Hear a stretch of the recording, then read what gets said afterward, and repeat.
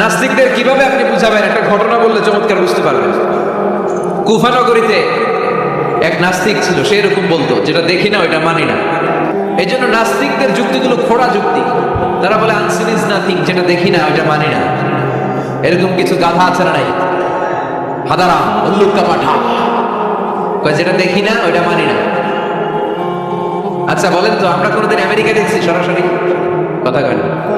টিভিতে দেখছি, বইতে দেখছি আমেরিকার ছবি, কিন্তু সরাসরি এটা আমেরিকা দেখছি? তাই বলে আমরা আমেরিকা মানি না? কথা বলেন। নাস্তিক যারা কথা বলে এরা বাতাস দেখতে পায়? উত্তর দেন, বাতাস দেখা যায়? তো নাস্তিকের যারা দল, নাস্তিকের গোষ্ঠী, ওরা কি বাতাসকে মানে না?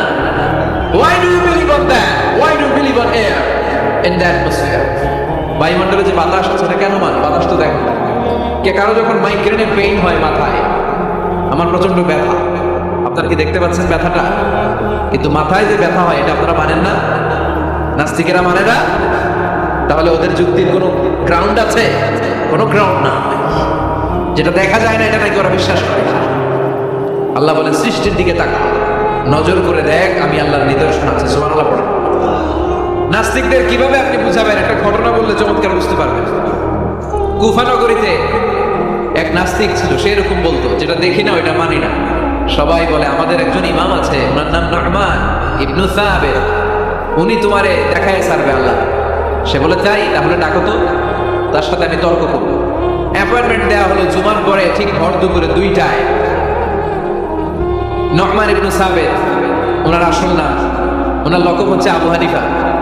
ইমাম আবু হানিফারে ছিলেন না? ইমাম আল আ'যাম। উনি আল্লাহর পক্ষে নাস্তিকের সাথে লড়বে, আর নাস্তিক আল্লাহর বিপক্ষে লড়বে। সময় দেয়া হয়েছে জুমার সালাতের পর ভর দুপুরে 2টা।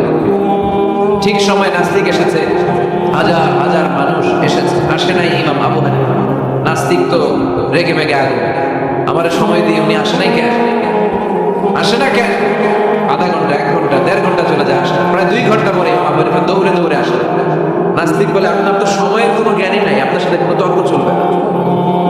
ইমাম আবু হানিফা বললেন আইনদে উযর, আই হ্যাভ অ্যান এক্সকিউজ, আমার একটা এক্সকিউজ আছে। কি এক্সকিউজ?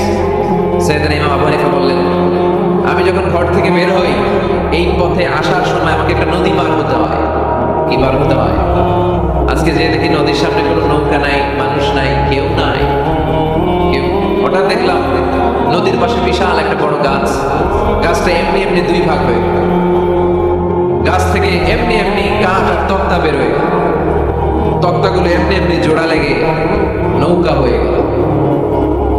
ওই নৌকা এমনি এমনি নদীর মাঝখানে এসে পড়লো, আর আমি উঠে বসলাম। মাঝি ছাড়া, লগি বৈঠা ছাড়া নৌকা আমারে এক টান মেরে নদীর ওপার নিয়ে গেল। এই কাজগুলো হতে হতে 2 ঘন্টা লেগে গেছে। কয় ঘন্টা? নাস্তিক কয় তোকে ইমামের মাথা খারাপ। নাস্তিক কি বলে? তোদের ইমামের মাথায় সমস্যা। ইমাম আবু হানিফা বললেন আপনি এই কথা বললেন কেন? আমার মাথা ঠিকই আছে, আপনি আমার গালি দেন কেন? নাস্তিক বলে এমনি এমনি গাছ ভেঙে 2 ভাগ হয় নাকি? এমনি এমনি করাত ছাড়া গাছ কেটে তক্তা বানানো যায় নাকি? এমনি এমনি মিস্ত্রি ছাড়া তক্তা লাগিয়ে নৌকা হয়? এমনি এমনি মাঝি ছাড়া নৌকা চলে নাকি? সাইয়েদনা ইমাম আবু হানিফা বললেন এই তো আপনি লাইনে চলে আসছেন, এখন আপনারা বুঝাইতে খুব সুবিধা হবে। এমনি এমনি নৌকা হয় না, তক্তা হয় না, এমনি এমনি গাছ কেটে 2 ভাগ হয় না, তাহলে আকাশটা কেমন করে এমনি এমনি হলো? এই জমিনটা কেমন করে এমনি এমনি হলো? দ্বীপ প্রহরের জলজলের সূর্যটা কেমন করে প্রতিদিন দিনক্ষণ টাইম ঠিক করে সকালে পূর্ব দিক থেকে উঠে পশ্চিম দিকে ডুবে যায়? কেমন করে আকাশ থেকে বৃষ্টি নামে এমনি এমনি? কেউ যদি এটা না করে এমনি এমনি কেমন করে পৃথিবী সৃষ্টি হয়? নাস্তিকের ঘুমন্ত বিবেক এবার জাগ্রত হচ্ছে, এবার সে চোখ মেলে তাকিয়েছে। সেজন্য এই পৃথিবীতে এখন নতুন এসেছে, সে নতুন করে আবার পৃথিবী দেখতে লাগলো। তাই তো? সুবহানাল্লাহ বলবেন না? তাই তো? এমনি এমনি তো কিছু হতে পারে না। There should be someone who is controlling everything. একজনকে থাকাই লাগবে যিনি মহাবিশ্ব নিয়ন্ত্রণ করছে। চিল্লায় বলেন যিনি কে? নাস্তিক অবাক, তাই তো, আসলেই তো আমি একটা বোকা, আসলে আমি হাদারাম, আমি তো এইভাবে কখনো ভাবি নাই। ও ইমাম, আপনাকে শুকরিয়া, আপনার হাত দেন, আপনার হাতে চুমু খাই, আপনার হাতে হাত রেখে আমি শাহাদা বাক্য পাঠ করতে চাই, আপনি আমারে পড়িয়ে দেন লা ইলাহা ইল্লাল্লাহ মুহাম্মাদুর রাসূলুল্লাহ। কালিমা পড়ে মুসলমান হয়ে গেলেন।